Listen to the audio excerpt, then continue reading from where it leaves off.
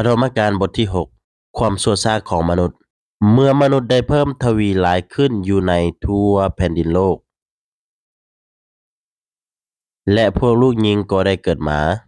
ลูกชายทั้งหลายของพระเจ้าที่เห็นว่าหญิงสาวเหล่านี้งามหลาย ฉะนั้นจึงพากันหาเลือกเอาเป็นเมียตามใจมัก เมื่อพระเจ้ายาเวเห็นดังนั้นจึงกล่าวว่า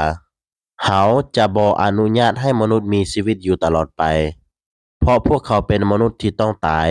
แต่บัดนนี้ไปพวกเขาจะมีอายุบ่เกิน120 ปี ในสมัยนั้นและทั้งสมัยต่อมา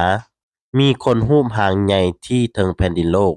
คนพวกนี้เกิดจากผู้หญิงกับลูกชายทั้งหลายของพระเจ้า พวกเขาเป็นคนเก่งกล้าสามารถหลาย และเป็นคนที่มีชื่อเสียงดีในสมัยโบราณ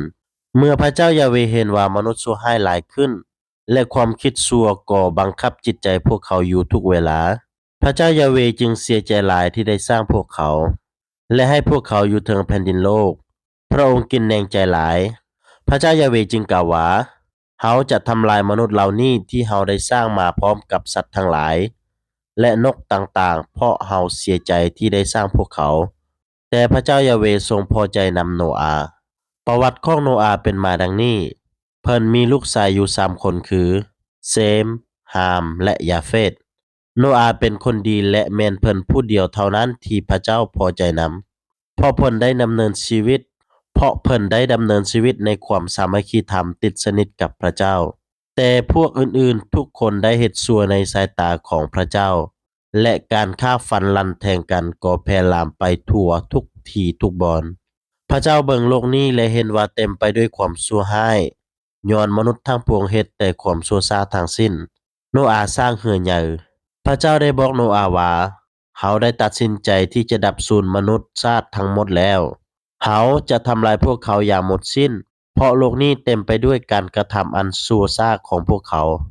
จงสร้างเรือลำหนึ่งด้วยไม้แกนที่หนาแน่นสำหรับเจ้าเอง จงสร้างให้เป็นลายห้อง และเอาขี้สีอัดยาทางในกับทางนอกให้ดี เรือลำนี้ทางยาวให้ได้133 เมตร ทางกว้าง22 เมตร และทางสูง13 เมตร จงเฮ็ดปองเยี่ยมจุหลังคาสูงครึ่งเมตร และยาวตามฝาเรือ ส่วนทางในเรือนั้นให้เฮ็ดเป็น3 ชั้น และเฮ็ดประตูไว้ข้างหนึ่ง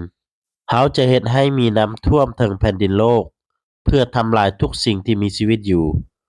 ทุกๆสิ่งเทิงแผ่นดินโลกจะดับสูญไป แต่เราจะตั้งพันธสัญญาไว้กับเจ้า จงเอาเมีย ลูกชาย และพวกลูกไผ่ของเจ้าเข้าไปในเรือ จงเอาสัตว์ทุกๆชนิดแนวละคู นกทุกๆชนิดแนวละคู เพื่อให้สัตว์เหล่านี้มีชีวิตอยู่ อย่าลืมเตรียมอาหารหลายๆชนิดไว้สำหรับครอบครัวของเจ้า และสำหรับสัตว์เหล่านั้น โนอาห์ได้เฮ็ดตามที่พระเจ้าได้สั่งไว้ทุกประการ